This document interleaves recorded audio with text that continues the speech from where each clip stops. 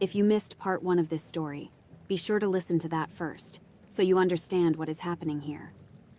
A couple of college kids stumbled in, trying to hide the fact that they were obviously stoned out of their minds, and retrieved a pickup order. I watched as they clumsily staggered out the door. One of them held it politely for a small old lady, an old lady wearing a shawl. She didn't utter so much as a thank you, beelining up to the register with purpose. I was exhausted, up well past my normal operating hours, so I had completely forgotten about the rules. Big mistake. The woman glowered up at me, face obscured from view. Her head covering was black as well as the rest of her outfit, not unlike a ninja you'd see in a movie. The aura she radiated frightened me, but not enough to release me from my sleepy haze. "Hello, how can I help you?" I yawned, lazily covering my mouth. The woman didn't move a muscle. She scowled at me, yellow reptilian eyes piercing my psyche and sending my heart into overdrive. "Ma'am, would you like to order something?" Nothing. The longer we continued our staring match, the more sedated I felt, and not just due to the lack of sleep. She had some sort of strange pull over me. I nearly nodded off, my mind wandering back to the instructions. Before I passed out, I murmured, "Where's Tony?" Suddenly, I was released from my trance and the woman was nowhere to be found, like she had simply vanished into thin air. My eyes widened. That was close. Too close. I trudged to the sink and splashed some cool water on my face, then poured myself a large cup of coffee. I knew it would probably keep me up well past closing, but hey, if it helped me avoid another incident like that, I was all for it. I had just finished dumping the dustpan into the trash when I felt it.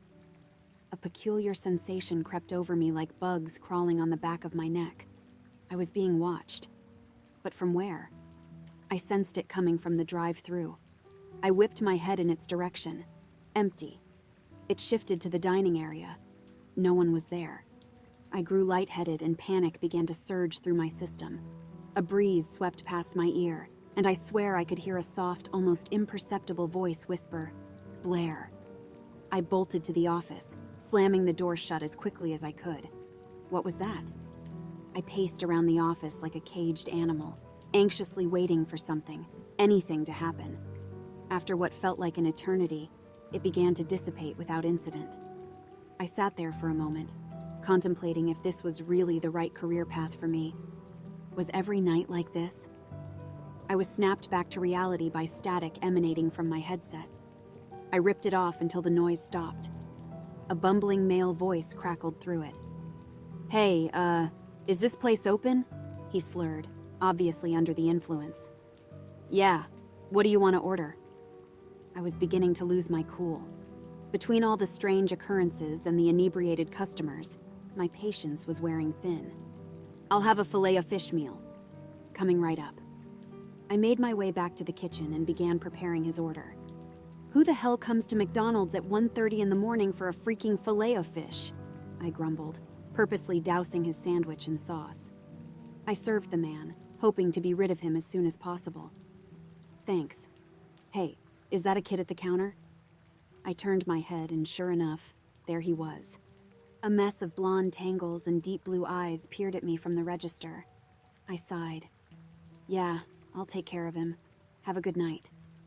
A child, unaccompanied in my restaurant, just what I needed. I began to approach the counter when Rule 7 blared in my mind like a tornado siren. I froze mid-stride. "Just ignore him, Blair. It's almost 2.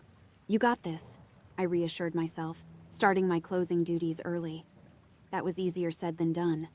The child began wailing, shrill, high-pitched screams reverberating off the walls. He ran into the kitchen area, allowing me a full view of his tiny frame.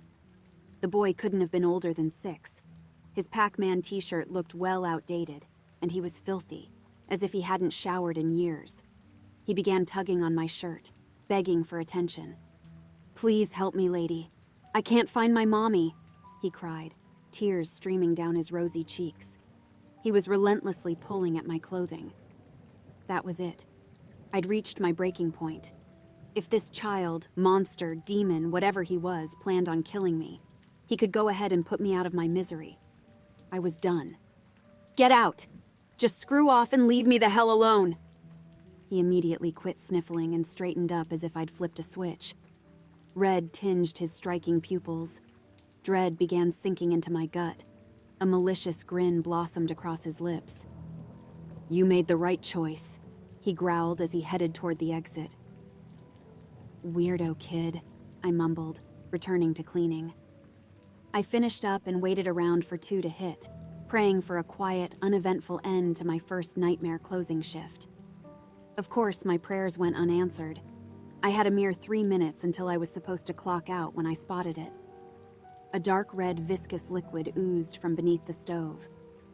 Great. Awesome. Just what I needed.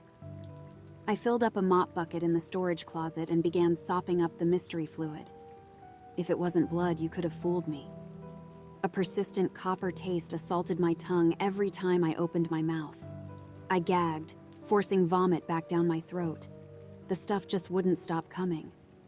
On my 3rd bucketful of sloshing crimson, I finally started gaining an upper hand. I mopped fervently as blisters erupted across my hands from the friction of the wooden handle. All the knot blood had been disposed of.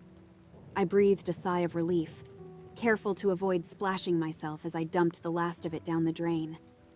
I'd done it. "Take that, bitches! I win!" I cheered as if I'd just claimed first prize at the Indy 500. My celebration was short-lived once I glanced down at my phone. 2:35 a.m. I bolted to the freezer, scooping up a couple of bags of frozen patties. I slashed them open as quickly as I could, hoping in vain that I'd be able to make it out in time. I dumped their contents on the grill, then turned to toss the packaging in the trash. My heart plummeted into my gut. A man stood before me. His black, dead eyes matched that of the small mask encompassing the top half of his face. Wispy red hair sprouted from his floppy hat. A matching tattered black and white striped uniform framed his features, accompanied by a dingy red tie dotted with images of burgers. He grinned at me, jagged, rotten teeth sending a chill undulating through my entire body. He spoke, a rough, gravelly voice shattering the tense silence. "Look, I know you're new here, so I'll spare you this time. But if I ever catch you in here this late again, I won't think twice about increasing my calorie intake." His wicked smile exuded a malevolent hunger that still haunts my nightmares. A wet gray tongue wormed its way around his cracked, withered lips. I felt like a mouse about to be devoured by a rattlesnake. He scowled at me.